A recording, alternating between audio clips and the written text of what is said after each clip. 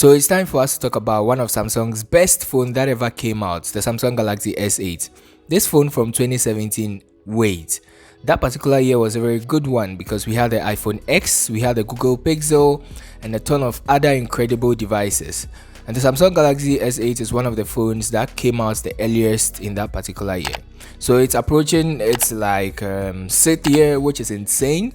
Let's look at some of its features and price points if it's still relevant and worth buying. Let's start with the outside of the Samsung Galaxy S8.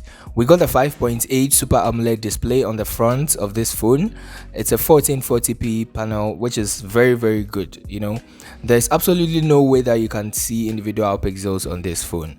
This is the best upgrade from Samsung coming from the Galaxy S7, and even till today this phone's bad screen is not as bad because it still looks very clean and works perfectly. We have a little bezel on the top and bottom of the phone, which is obviously not something anybody will go for today. But I can remember back then, not any other phone could look any better than this. And one of the things that actually made me happy was Samsung removing the home button coming from the Galaxy S7.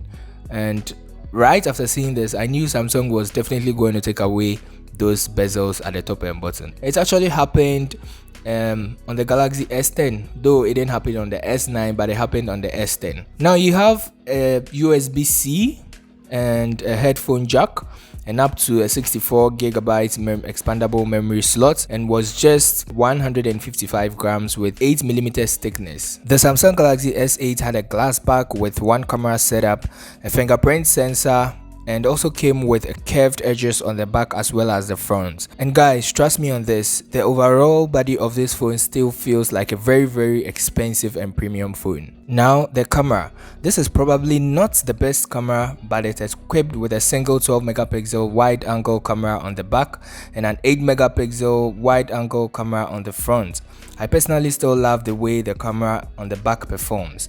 Actually, the Samsung Galaxy S8 shoots videos in 4K. My video on this channel on the Samsung Galaxy S10 was shot on this very Samsung S8.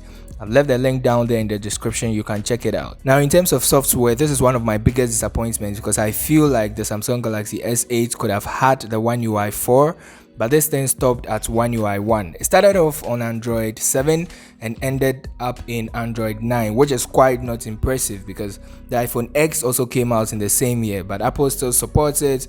It's got the iOS 16, it still receives security updates, but the Samsung Galaxy S8 does not. Guys, it's not safe to use the Samsung Galaxy S8 anymore because it doesn't receive any security updates. I mean, who wants to buy that? Now on performance, this phone has the Qualcomm Snapdragon 835 chipset with 4GB of RAM. Now the 4GB of RAM is a very good one because even in today some computers run on 4GB of RAM.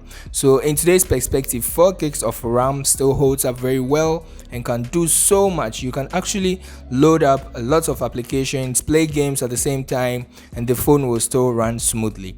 It's equipped with 32GB of ROM, and then you can also have the 64GB of ROM. Now in today's perspective, this phone is a very good phone in my opinion. Honestly, if you are planning on using it, I wouldn't recommend that you buy it, especially because it doesn't receive security updates anymore, but there are better options available. It's an undisputable fact that everything on this phone is outdated, and again, the security updates, so it's no longer safe to use the Samsung Galaxy S8. But if you want it for your stuff, maybe like just to run your day-to-day activities, not really important stuff, you can consider getting it. But on a real, I won't recommend the Samsung Galaxy S8 to anyone in 2023.